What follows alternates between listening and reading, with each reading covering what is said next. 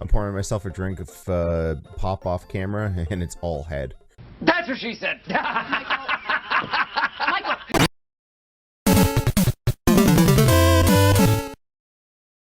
So, club, if you can't tell by this fantabulous Super Nintendo Entertainment System shirt I'm wearing, topic of today is retro games. As you know, I've been playing a certain game on Twitch and on my off hours on Twitch that I've been telling people you really need to go play if you like the style of game, to a point that people are probably getting tired of me talking about it. So I figured I'll just put my thoughts on it into one video.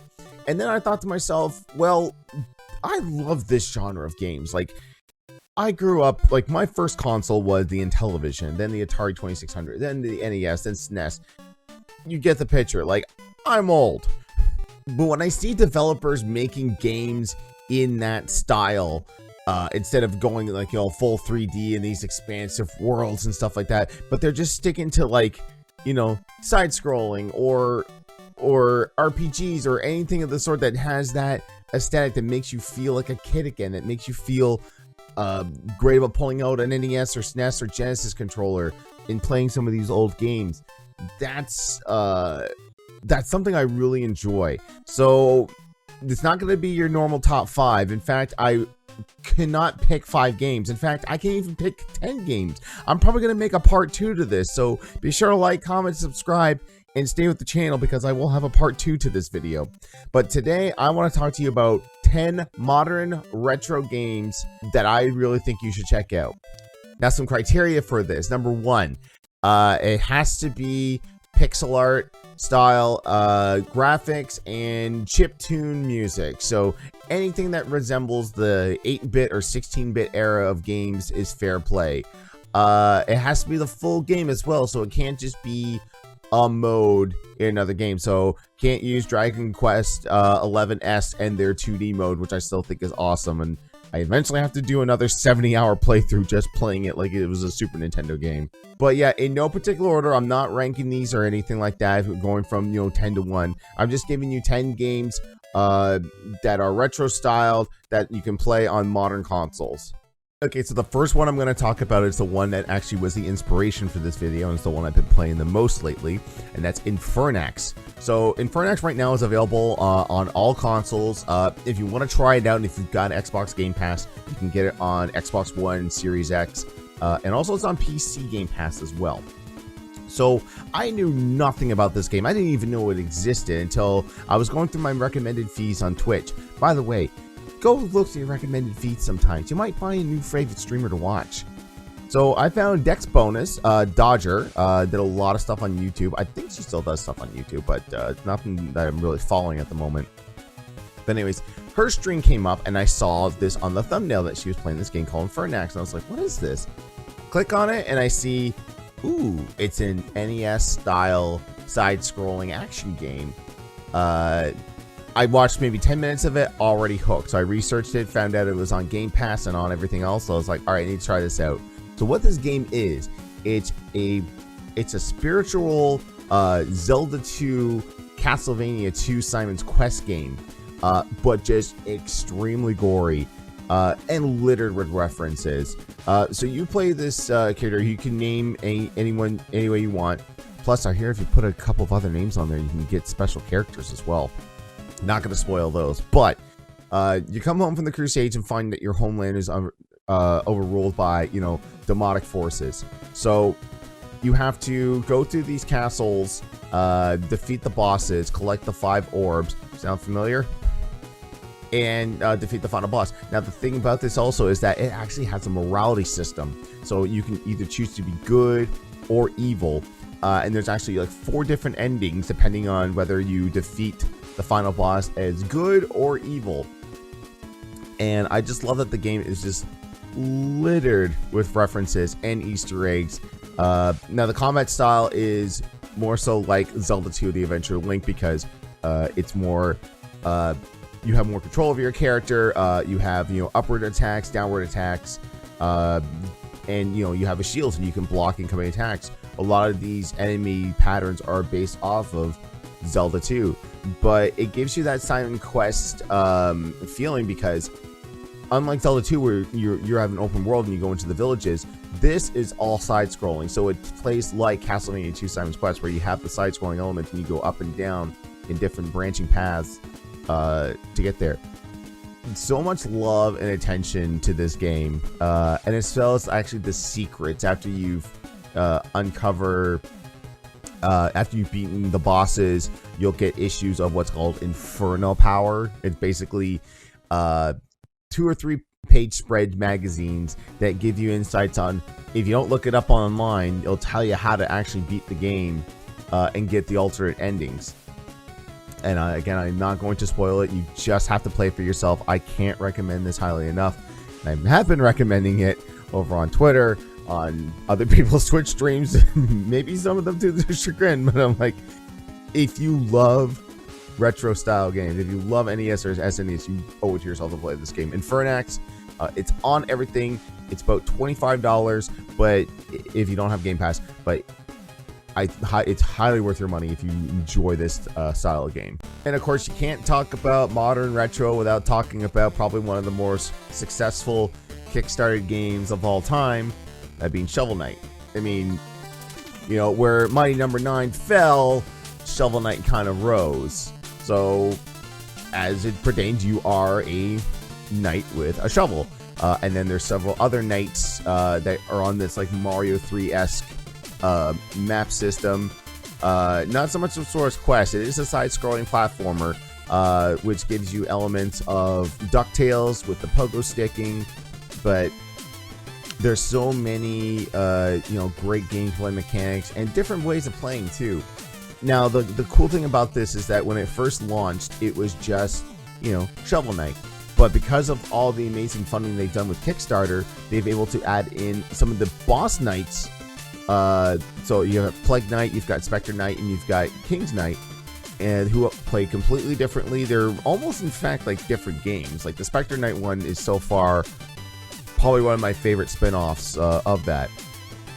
But the thing is that you get to see, they're almost like prequels. You get to see kind of like their backstories and maybe some of their tragic stories of why it led them to be a knight for the Order of No Quarter.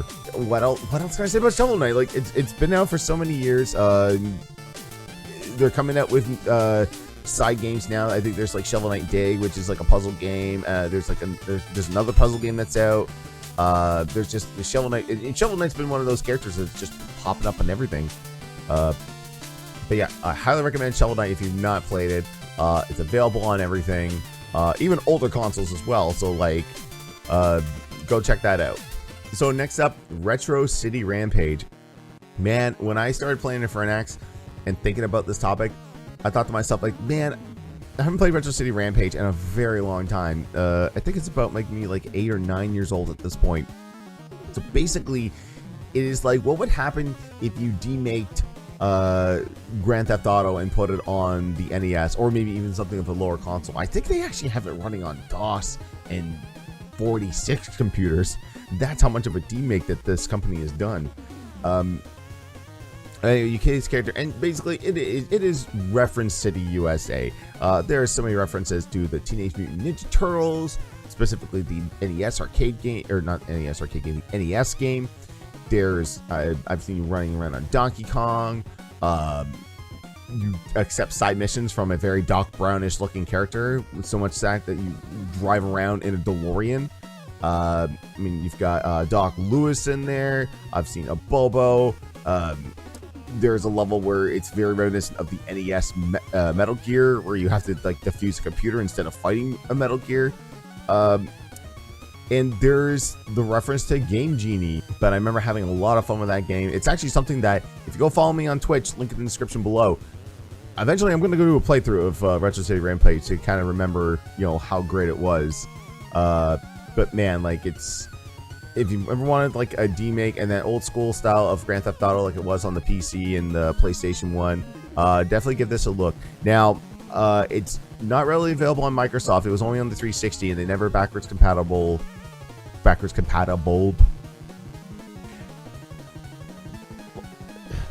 hard to make up words sometimes. Retro City Rampage was not made backwards compatible from the 360 to the One or the Series X. So Microsoft, unless you guys got your 360s handy, that's the only place you can play it for Microsoft. But it is available still on PC, PS4, and the Switch if you want the most modern consoles to play Retro City Rampage on there. And I think they have like a DX Plus edition, so it has some additional content in there. So definitely give that a shot. Okay, next one I'm going to talk about from Tribute Games is called Panzer Paladin. So it's a side-scrolling action game where you're this tiny little android anime girl who jumps into a gigantic mech and just has melee weapons and attacks. I remember seeing a bunch of YouTubers playing this, and I mean, there's a set of weapons in the game, and they all have like different strengths and abilities. And also, when you find that they're getting too broken, yes, there's durability in this. You can actually break it to either cast a spell like, you know, higher defense, get some HP back, or do an all-out like screen clearing attack. But the cool thing is that if you are good pixel artist, you can actually make your own swords. I've actually gone through and have made He-Man sword. I've made Saba from Mighty Morphin Power Rangers. But just to see also too, there's this Horseman of the Apocalypse that you fight, and when you fight him, he'll drop a fan-made weapon into the game. And I tell you, like, there are some where I just saw, like, you know, people's pixelated faces on a stick. I've seen, you know, actually like kendo sticks, other great swords.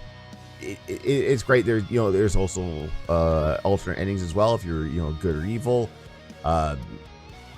Man, like I can't express like how, and there's also like a lot of subtle references to NES games in this as well, because again, it is using that same palette.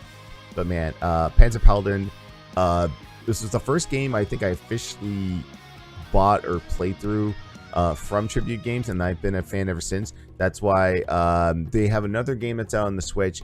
For the life of me, I don't have notes in front of me. I can't remember the name of it. I will put B-roll up here right now of that game. I will be checking that out sooner than later. And also, they are the same company that is helping to develop and publish the new TMNT Shredder's Revenge game, which is currently slated to be released this year, I hope. It was supposed to come out last year, but they got delayed. You know, COVID's still a thing, guys. But yeah, Panzer Paladin, highly recommend it. It's got a kick-ass soundtrack as well.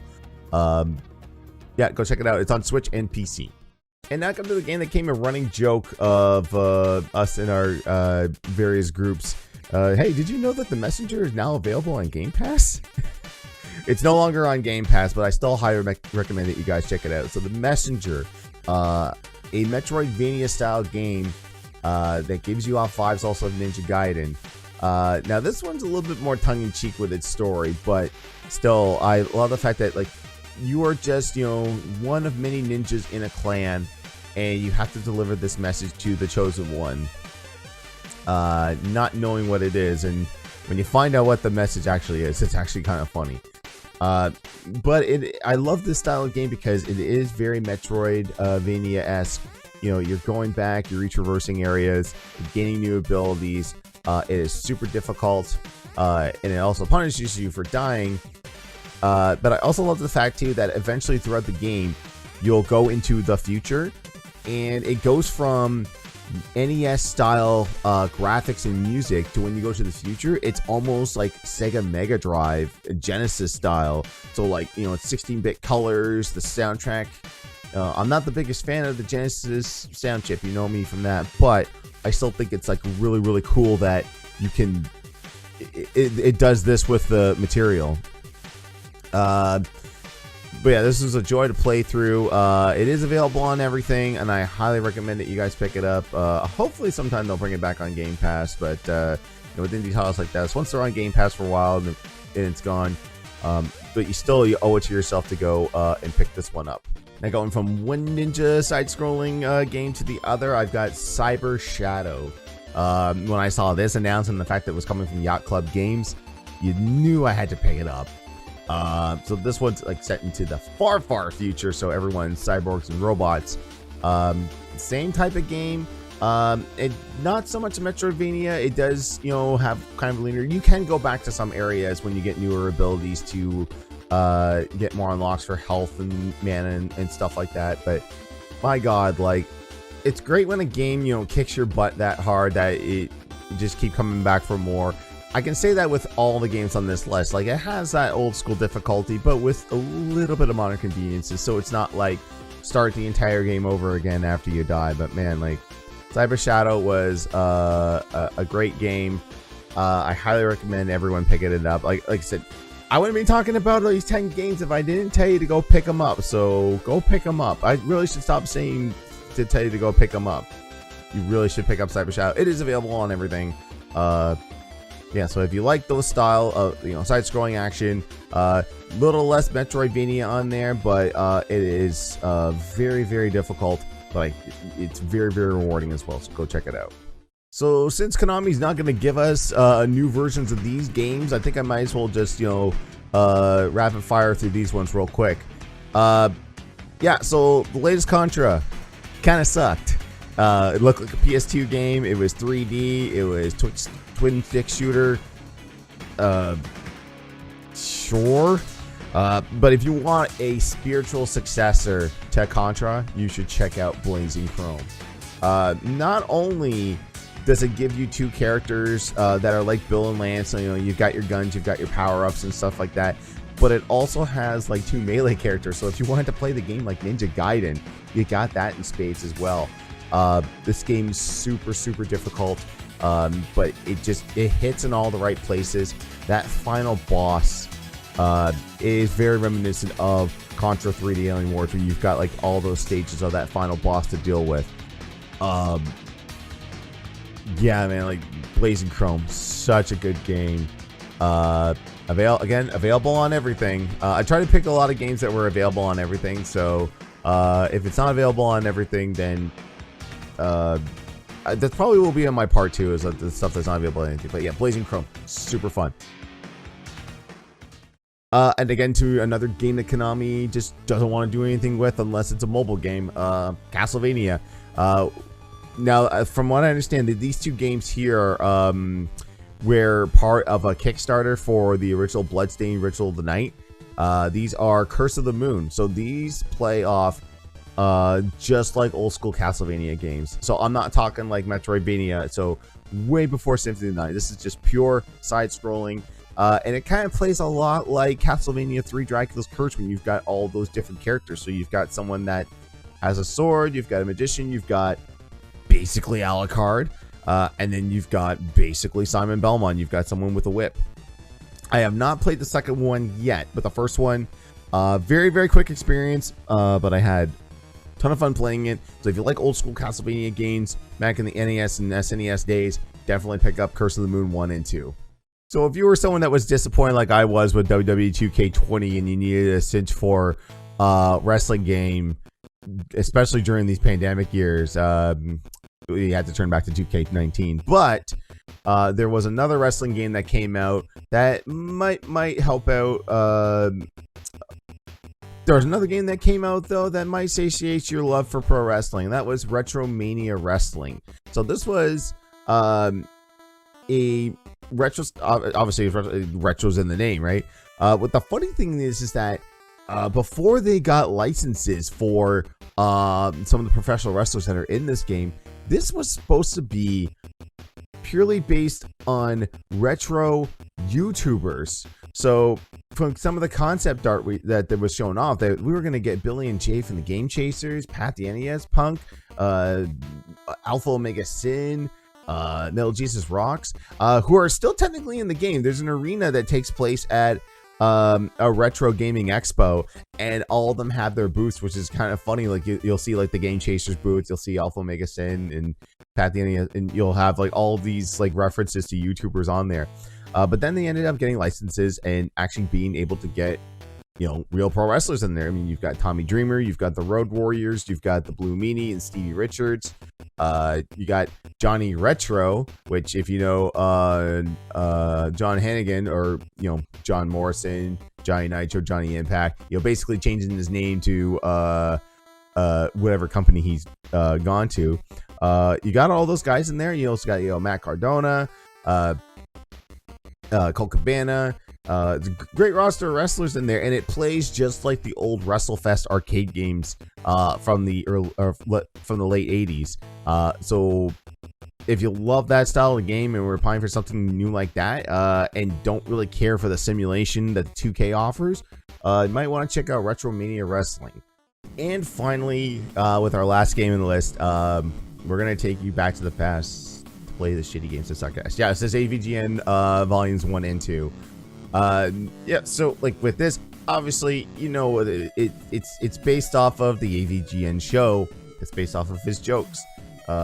He's walking around with a NES zapper as his weapon. I would recommend you picking up the deluxe edition. I don't even think you can pick up the original edition because the original edition was a little bit too hard. There were people involved that tried to make the game that NES hard, and I think it turned a lot of people off. So with the deluxe edition, it's got everything from the original version, and a lot of things to be revamped and revised. If you like the side-scrolling action platformer games, and if you're a fan of AVGN, you know, this is a game that's a love letter to the fans. But I liked it. Like I like the controls in it. You know, with the newer version, like I said, it's a lot easier because I did end up buying that Steam version when it first released, and just I don't know, like it just, like when you get the deluxe version, it just, everything feels tighter, and I don't know, it feels better. So that's the last one on the list today is AVGN 1 and 2, made by Freakstone Games. It is it's challenging, it's great. It is available on everything, despite the fact that, you know, a lot of it has a lot of Nintendo reference stuff onto it, but you know, it is on everything. So if you're a fan of AVGN and fan of retro style games, go check it out. So that was 10 games in the modern retro style that I hope you guys will check out. Trust me, there is a part 2 because like I said, I wrote down this list. There's like 3 or 4 games I wanted to include, but you know, yeah, keep it even for the YouTube algorithm because people like the number 10. They don't like anything odd or uneven, so I'm told. But yeah, if you guys have any suggestions for anything I missed, or maybe anything I don't have written down, or things that you want me to check out, leave it in the comments below and I'll give it a look-see. But yeah, I hope you guys will check out some of the games I mentioned. If you guys have already played some of the games I've mentioned, let me know your thoughts in the comments below. Let's get a discussion going about modern retro games. And until then, I'm Johnny Chase, and I still don't have an outro. Even though this is still an outro. If you guys know a good outro for me, let me know in the comments as well. I'm tired of just running on rambles and staring blankly into the camera. Okay, bye.